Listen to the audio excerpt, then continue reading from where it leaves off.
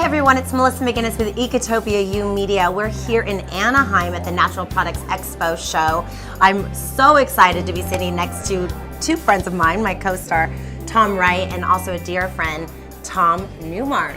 Thank you for joining us today. It's a pleasure to be with both of you. Thank you. Tom is a definite visionary, wouldn't you say? Yes. Give us a little bit about your background, your foray into this industry.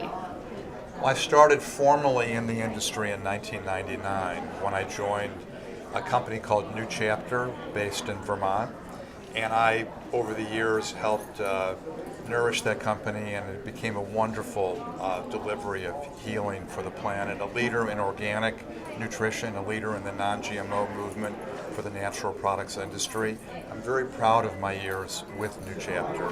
Prior to that, I was a lawyer by day, kind of a twilight environmentalist and activist. I represented some very wonderful not-for-profit organizations together with robber barons and scoundrels, so I had an interesting business background prior to joining New Chapter. And before that, I was a teacher of meditation for many years, and I still practice meditation regularly. And that was my entry point really into the integrative alternative world, because it was in the early 1970s where I first heard of Ayurvedic medicine and herbal medicine. And that was long ago a seed planted which took form, took life at New Chapter, and thereafter in the work that I'm doing in the not-for-profit world. Wonderful. Just in terms of scope, where's New Chapter at today? New Chapter is a wonderful, flourishing, robust dietary supplement company that someone else is running. So I love the company. I wish everyone well. My daughter Sarah is working there. She's the director of sustainability. I believe in my heart that they're doing some of the finest work, as they always have done. But I am now farming and speaking on environmental topics. So I'm a graduate or a refugee of the business world. No, we need you on to the next thing. Well, we'll see. So tell us about some of these projects you've done since New Chapter, since you've become a land baron, and where is your farm? In Costa Rica. Land baron is not the right, but we have a little organic biodynamic farm in Costa Rica. It's called Finca Luna Nueva Lodge, the New Moon Lodge, Finca Luna Nueva. And we're right at the Arenal volcano in the Caribbean slope, the hot, humid climate of the seasonal rainforest in Costa Rica. It is beautiful. We are connected to the Children's Eternal Rainforest. I've done a lot of work for conservation and preservation for the Children's Eternal Rainforest.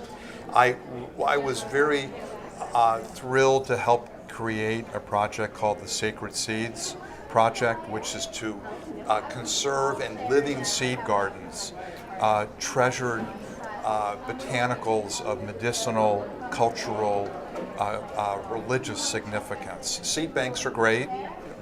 We should freeze the seeds and protect biodiversity, but I feel the best way is to conserve and nourish the seeds in a living environment so we can see which ones actually do well in the face of climate change. Are these in one or several locations? They're all around the world at this point. The project is being administered by United Plant Savers. Dr. Susan Leopold is now the program director of Sacred Seeds, and I really encourage people to get behind the Sacred Seeds project. That's amazing. And what made you interested in biodynamic? Why is your farm biodynamic? Well, I can't claim credit for that. I find Rudolf Steiner impenetrably opaque and confusing. Explain to the audience who Rudolf Steiner is. Rudolf Steiner was the Goethean scientist, metaphysician, educator, created the Waldorf schools, created anthroposophic medicine, created biodynamics. So he created biodynamics because he was asked in the 1920s by farmers in Europe. They were coming to him and saying, our lands are losing vitality. Even back then, with the early experiment with synthetic fertilizers, even back then. This is in Germany. In Germany, Yeah. and in Western Europe. Even back then, it was starting to take vitality out of the land. So these people came to Rudolf Steiner, the great thinker, and said, what can we do to re-enliven the soil, to bring life back to our farm? So he, in a very famous series of lectures, came out with the concept of biodynamic agriculture, which treats a farm as a living entity.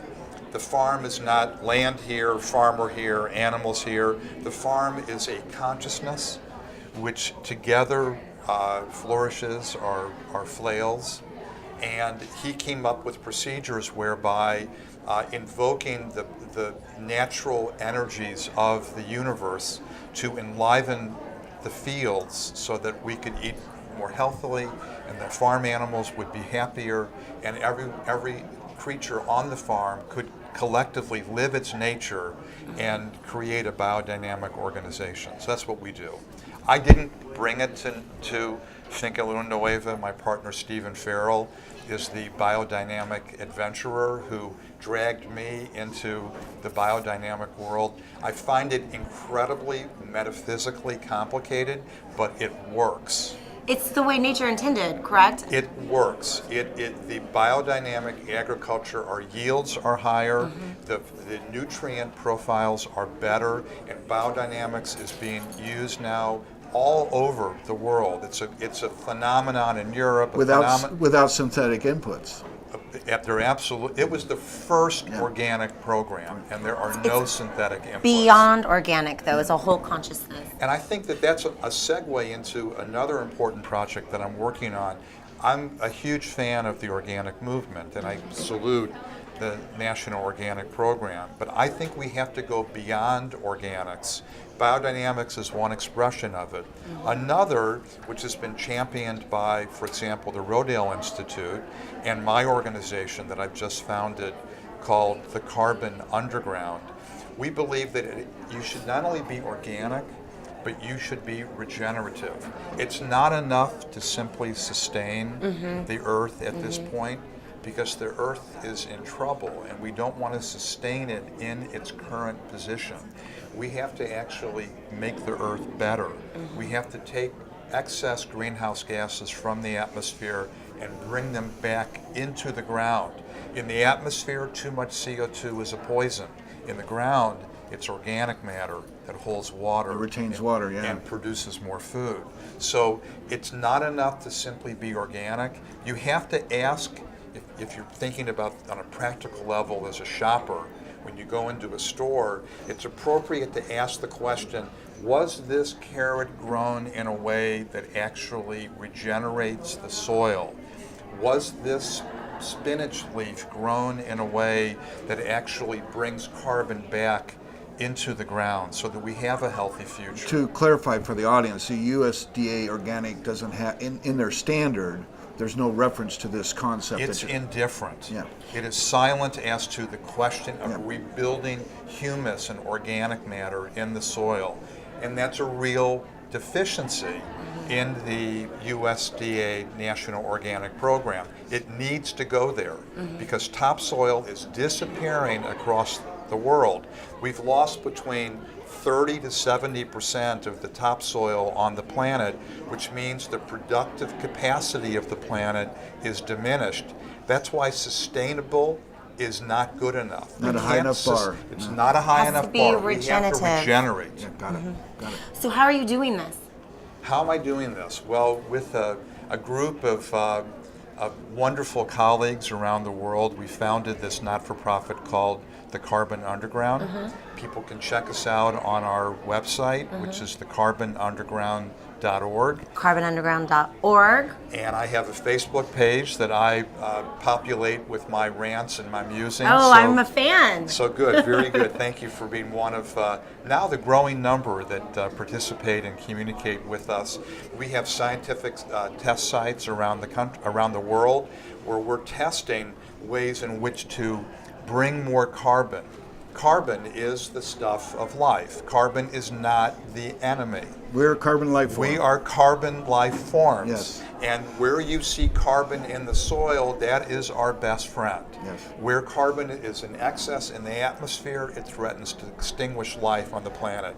So we, with thought leaders around the world, are getting this message out. For example, in interviews like this, we're getting this message out. I thank you for helping us deliver this important message. When people are shopping for organic foods, as they should be asking, is this grown in a way that is regenerative?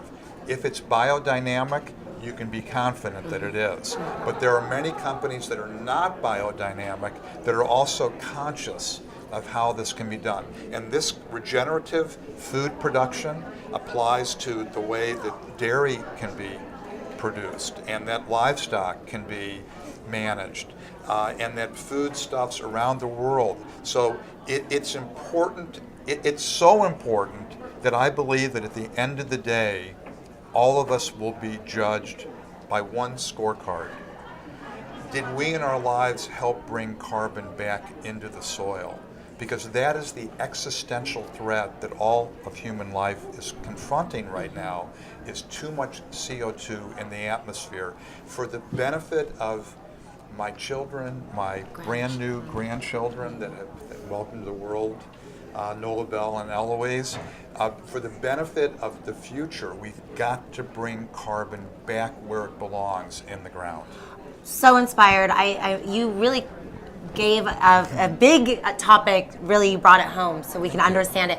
And can we follow you on Facebook? Can we get your message? Please, the Carbon Underground on Facebook. The Carbon Underground on Facebook. I want some practical steps on how I can help bring some more carbon back into the earth. And thank you for all the work that you're doing. Thank you very much for having me.